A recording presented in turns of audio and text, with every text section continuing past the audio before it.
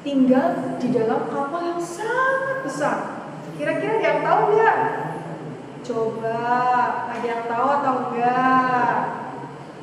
Kalau belum ada yang tahu, ternyata keluarganya Nabi Nuh tinggal di kapal selama 40 hari. Bayangkan, kalau 40 hari di dalam kapal, bosan nggak? Pasti bosan. Sama ya, ketika di tengah-tengah pandemi ini, kalau adik-adik nggak bisa main keluar, harus di rumah terus, gimana rasanya? Pasti bosan kan? Sama, badan juga bosan kalau di rumah terus. Nah, karena Nabi Nuh itu orang yang baik dan benar di mata Tuhan, maka Tuhan Yesus itu menurunkan janjinya. Yang tadi sudah bagian ceritakan di awal, bahwa Tuhan Yesus menepati janjinya untuk keluarganya Nabi Nuh, untuk semua keturunan-keturunannya juga. Bahkan gak cuma keluarganya Nabi Nuh, semuanya keturunan-keturunan dari Nabi Nuh. Janji Allah di sini tidak akan ada hujan lagi, tidak akan ada air bah lagi, tidak akan ada banjir lagi. Nah, setelah 40 hari lamanya keluarga Nabi Nuh di dalam kapal, setelah menunggu 40 hari, kemudian hujan reda. Tuhan mulai menunjukkan janjinya kepada keluarga Nabi Nuh. Nah, di situ Allah menunjukkan janjinya kepada keluarga Nuh itu dengan sebuah wujud busur. Siapa ada yang tahu busur? Apa? Mas Davi tahu? Busur itu ada seperti anak panah. Seperti anak panah.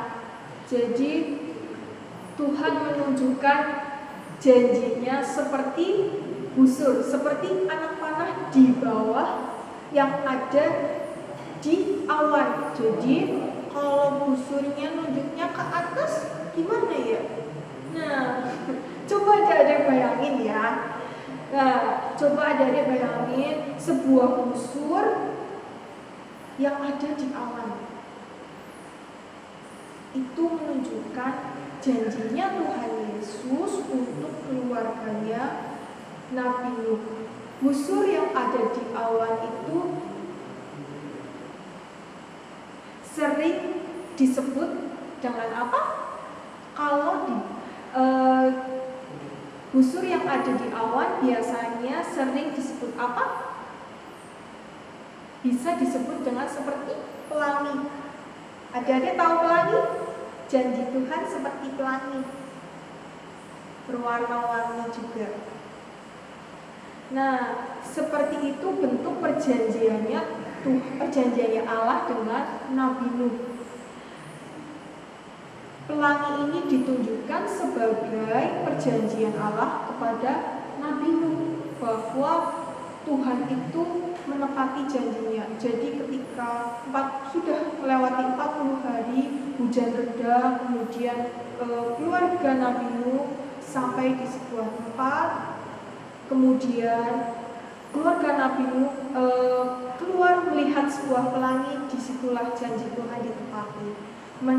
Keluarga Nabi Nuh memulai sebuah kehidupan yang baru lagi, memulai semuanya dari awal bersama dengan ketiga orang anaknya dan ketiga orang mantunya, terus juga beserta dengan hewan-hewan yang turut masuk ke dalam kapalnya Nabi Nuh.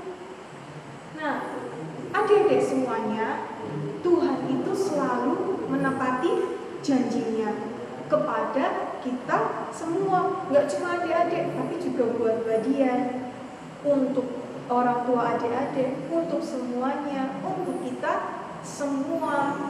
Nah, yaitu sebuah janji keselamatan.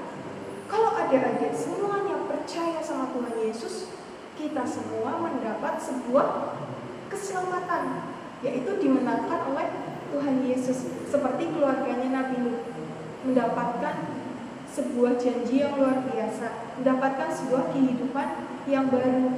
Jadi adik-adik semuanya harus bisa belajar seperti Nabi Nuh. Gak boleh tidak percaya sama Tuhan Yesus. Ya, harus tetap percaya sama Tuhan Yesus bahwa kita itu esok akan dimenangkan sama Tuhan Yesus. Tuhan Yesus itu akan selalu menepati janjinya untuk kita semua.